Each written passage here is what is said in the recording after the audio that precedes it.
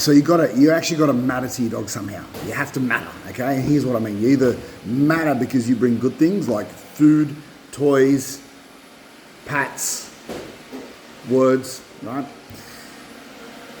You bring some good stuff. Or you got to matter because if there's a relief of pressure and it comes back to you and then there's freedom, then you matter because the dog is uncomfortable over there and feels good when it's with you, all right? Meaning they're avoiding something uncomfortable to go into something of peace, happiness, freedom when they're near you or they're doing a behavior. But you have to matter. So simply just going to the beach and just doing a right about turn when the dog gets pulled and keeps looking everywhere else. Like even if you're holding the lead right now, and I'm walking this way and you pull, and I just turn, and I walk past and I turn, and my eyes are never looking at you, that means you actually don't matter. You don't matter at all, all right? So when we're doing our reward training, if we're using food, toys, balls, whatever, and then I turn and look at you and then you throw this at me, I'm like, oh my God, you got that cool stuff. Awesome. If you've got food and I turn and look at you and you got food and I'm like, oh my God, normally you feed me at home in the bowl, but you feed me as well? Cool. I want to be able to open up as many options as I can, so I've got a way to interact with the dog, okay? You have to matter to your dog. So if you're using food, awesome. If you're not using food, then you're using toys. Now, do you use toys in the way of playing fetch, where the dog runs out, grabs the ball, comes back to you? Or do you use the toy in the way of tug of war? Open up both channels. Open up both channels of communication that way. Both channels of reward. So if your dog goes out and fetches, brings it back, awesome, because you get that attention. Yeah? If you play tug of war, the dog gets a toy in their mouth, and then doesn't play keep away, because playing keep away is not what you want. You want the dog to go, hey, look, I've got the ball in my mouth. And then they go, here, take it. And you grab it and you play tug of war, and they pull it out of your mouth, and they go, are you going to chase me?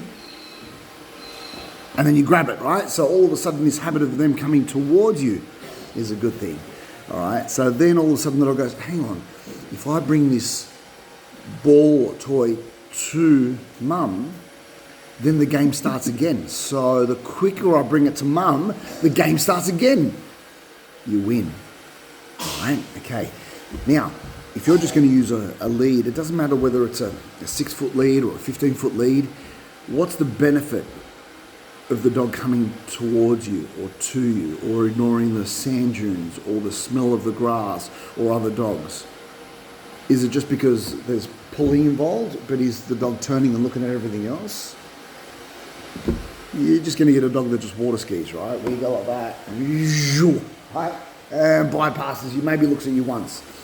All right, so that can be very difficult. You've got to consider what kind of equipment you're using. So if you're using like a harness, and it's like, whether it's pinned on the chest or whether it's pinned on the back, that means you can pull on the chest, but look where the head is. The head can continue looking, right? So sometimes having something close up to the face where you can turn the head to go, look at me. Oh, that's peace. Look at me. And they'll look at you and there's peace. Look at you and there's peace, right? So essentially what I'm doing is I can apply pressure on the collar or the halty, and the moment the dog goes, boop, looks at me, the pressure goes away, and the dog goes, okay. Pressure, looks at you, relief of pressure. Good boy. Good boy. Good boy. Good boy. Johnny, what is it? Good boy, right? So it's you got to keep it simple, right? You reward the things that you love. Add pressure when you want to reinforce something, because that's all reinforcement. Adding reward, adding pressure, and the relief of pressure is all do more of this stuff. That's really where you start in your training. You don't need to worry about corrections just yet. You don't have to worry about negative punishment just yet or anything like that. But if you start there, you're going to get a dog that wants to work for you and will work for you regardless of what's going on in the environment. Okay, so you've got to consider what you're doing in the way you do your training. So having a long lead, yeah, for sure. Look, I use a 15-foot lead instead of a 6-foot lead to start a dog with. But I've already got a little bit of engagement. All right, so I'm gonna share another video with you on a couple of little exercises that we do. Record yourself. Prop your phone up like I have now. There's no one holding this phone here. I just propped it up. Prop it up. Do a little bit of work. Show me. Just do the videos that I post for you. Do them, and then I can help you with some more, because then I can have a look at exactly what you're doing to be able to go, listen, you're standing there, you go, Johnny, come. And the dog's like, it's a bit boring. You're just standing there. But he said, Johnny, come. And then you move away, and the dog goes, hang on, I'm going to chase you. That'll make the difference into your training. That'll make the difference in the dog wanting to be with you.